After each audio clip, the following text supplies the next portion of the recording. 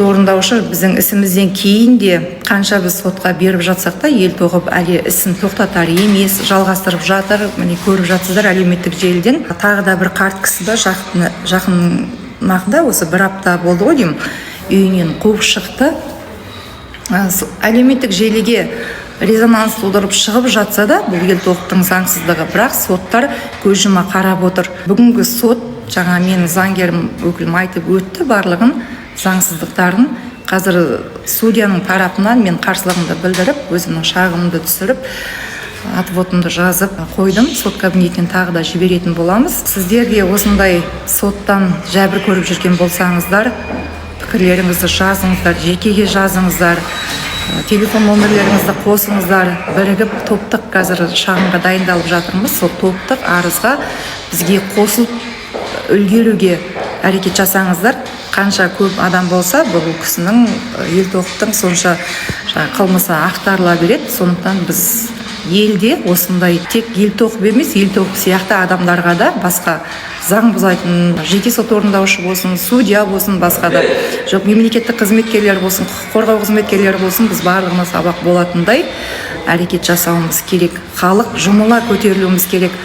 Сондықтан мен сіздерден тек қолдау күтемін. Осы істі қараған мамандандырылған аудандық әкімшілік сотта Ботагөз Өменнің үстінен шағым жазып, ұйғарымға келіспеу жайлы бұл жерге түсірген болатынбыз. Сол бойынша қаралып жатыр негізі. Бірақ Ботагөз Өменді сіз жақсы танисыз деп, бұрында да таныс болғансыз іс бойынша. Байқап қалдым да бірнеше іске қатысты.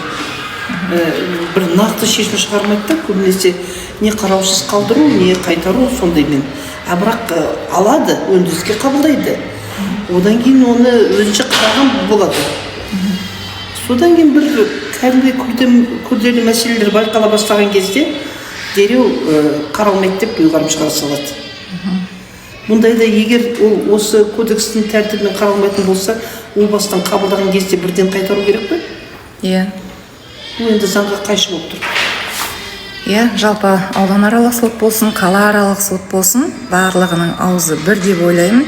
Өйткені қарға қарғаның көзін шықмайды дейді ғой. Сондықтан бір-бірінің қылмысын жасыру үшін бұлар осындай қадамға барады деп ойлаймын. Бұл өзімнің жеке күдігім, ойым.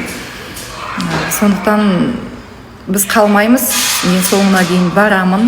Бұл ел тоғыптың әлі өзімнің ісім бойынша жалпы бұның заңсыздықтарын мен әшкерелейтін боламын. Сіздер де қосылып отырыңыздар, қолдап отырыңыздар, өздеріңіздің пікірлеріңізді жазып отырыңыздар. Өйткені менің парақшамды барлық құқық қорғау қызметкерлері, құқық қорғау органдары қарап отырады, бақылап отырады. Сіздердің жазған пікірлеріңіз, жазған уәждеріңіз міндетті түрде олардың назарына ілінеді деген ойдамын. Сондықтан жазып отырыңыздар, қолдап отырыңыздар. Мәселелер арасында қанша звондап, не арыздың жауабын ала алмаймыз, не соттың процестің нақтылау күнін біле алмаймыз. Бастарын көтермей жұмыс істеп жатқан сияқты болып жауап береді.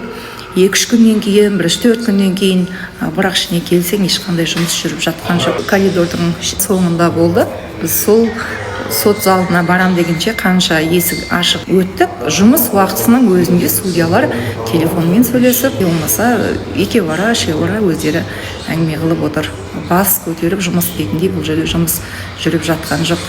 Сондықтан барынша өздеріңіз офлайн сотқа келуге әрекет жасаңыздар. Жазған арыздарыңыздың соңынан түсіп жетуге әрекет жасаңыздар.